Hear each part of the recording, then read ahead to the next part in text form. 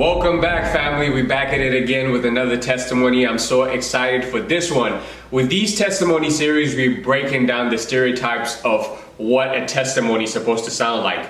Everyone thinks that they're supposed to have this extravagant testimony where they were down and out and God picked them up from the dumps. Every story is not like that, right? Every story is different. Some people, were diligent in the Lord and the Lord kept on building them up, right? So it shows you that you don't have to go through all the extra stuff, right, to know Christ, right? So I'm here with Candace today. Candace, can you tell us a little bit about yourself?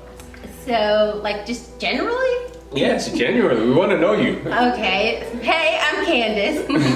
I'm 23. I'm currently in grad school at North Carolina Central University. Go Eagles. I don't know. What else do you want to know? Okay, so we're going to get into it, right? So we're just going to talk about your testimony. Was there a moment in your life when you had, some people like to call it the God moment, right? Mm-hmm. Or I'll say the Jesus moment, because we want to be specific about which God we serve. It's Jesus, right? Mm-hmm. So do you have that moment? Did you have that moment?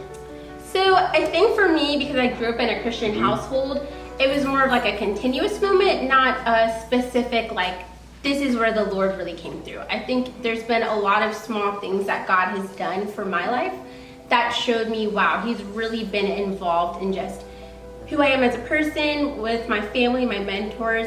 That showed me okay, the Lord is real. Okay, so how were you able to attribute those moments to God? Because some people say it's just by chance, right? Mm-hmm. Certain things happen to your life. Oh, it's coincidence. I ended up in this place. I met this person, or I got this job just by coincidence. Mm-hmm. How do you attribute those things to Christ? So for me, there was way too many coincidences, I guess you could say. And that when you look at it from a faith perspective, it can't just be this just happened and let me keep going on with my life.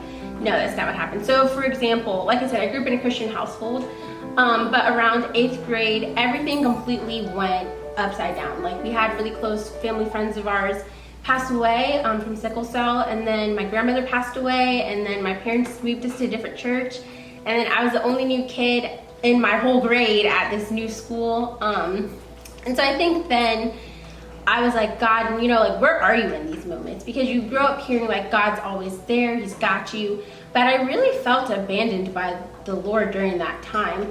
And so when we started going to the church that I currently go to, I felt God saying, Candace, this is a time where I'm going to need you to trust me and to really take these moments to see I'm still working all things out for your good, even though it doesn't look like it.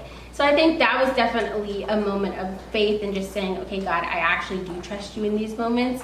And so then from there on, just in high school and in college and even in graduate school, there's been too many times where I've had to trust the Lord and he's come through.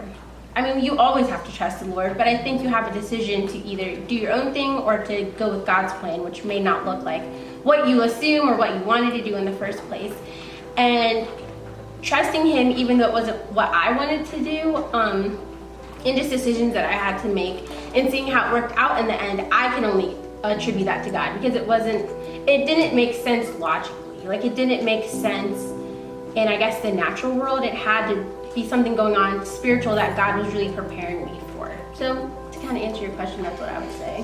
One verse that comes to my mind with what you're saying is, it says that man plans, but God orders the steps, right? Yeah. Sometimes we can make all these elaborate plans about how we want our lives to end up, and it doesn't always work out that way, right? Mm-hmm. And you mentioned something about your testimony about losing someone who's close to you. I lost my mom at a young age, right? Mm-hmm. And trying to figure out what happens after that, especially if you're young, trying to figure out, okay, what is the purpose of life?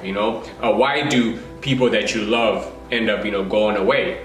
Where do they go? What happens after that? And just questioning life. Is there something after life? I think, that's something important that I think even whether you believe in Christ or don't believe in Christ, you actually have to think about what happens, after you die. So can you go into your college experiences and how that kind of built you up and how that's still building you up right now?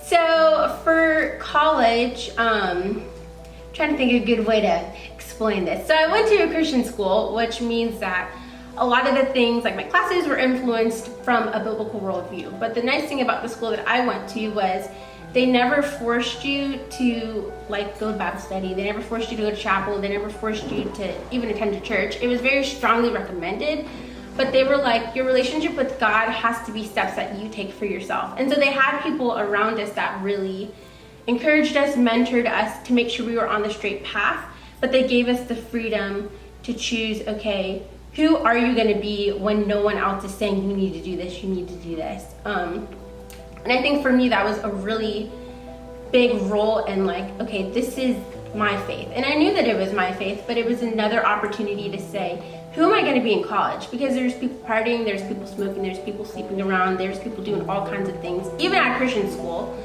And to say, you know, okay, these are the moments that I'm actually going to live for the Lord in an environment where you should be living for the Lord, but people aren't living for the Lord. Who am I going to be? And so for me, I felt like that really encouraged me and pushed me to be myself and to not be afraid of being different, even if that looks like everyone around you is a Christian, but they're not acting like a Christian. So I think that was one thing that really influenced my spiritual walk when I was in college. And then I got the opportunity to lead a Bible study, which was really cool. And so in doing that, you have to make sure that you're spiritually in tune with what the Lord is doing so that you can not only minister to other people, but make sure you're on track yourself. And so those were things that really helped solidify, like, okay, this is who I am, and I'm proud of that, and I can move forward in that, and I don't have to, you know, kind of shy away or live in this Americanized version of Christianity. So those were some things that kind of, I guess, propelled me on in college. But it was unique that I got to go to a Christian school, because not everyone gets to do that. That's awesome. And you pose one important question, says, who are you going to be? Everyone is faced with that question. Who are you going to be? And that's a question that I'm posing to you. Who are you going to be? You could be in college right now. You know, there are choices that you could make, right? I remember just what you said, the same thing that you said. When I was in college, I helped to lead a Bible study also on campus. But there's so many other things that you can do on campus also, right? That are drawing you and dragging your attention, right? Because not necessarily everyone is living for Christ, right? But you get to choose when you're in college, who are you going to be? If those values that your parents have put in you, are you going to stand by those values? Are you going to choose that? Or are you going to choose another different way, right? You said also another important thing, that it's not something that has to be forced. Christianity is not forced. It's a personal relationship between you and Christ. So Christ wants us what? To choose him, right? He doesn't want to hold you down and say, you gotta follow me or else, you know? He gives us life, and he gives us that autonomy to be able to choose him or to deny him, right? So who are you going to be? That's the big question. And Candace, before we wrap up, I just want to ask you to give our audience, you know, a piece of advice, whether they're in college, high school, or some motivation, something to take away from your testimony, basically. That's a good question.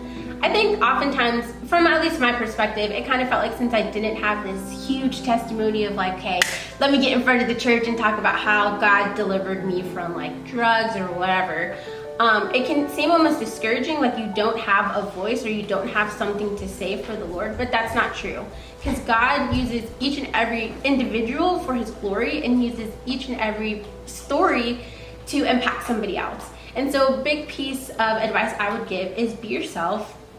God didn't create you to be like everybody else. And I think sometimes in the Christian world, it's easy to blend into this Christianese Christianity where everyone's saying the same thing, everybody's talking the same talk, and you don't fully live in the person that God created you to be. And there's nothing wrong with being unique. There's nothing wrong with being different. And so really live in like who God has created you to be.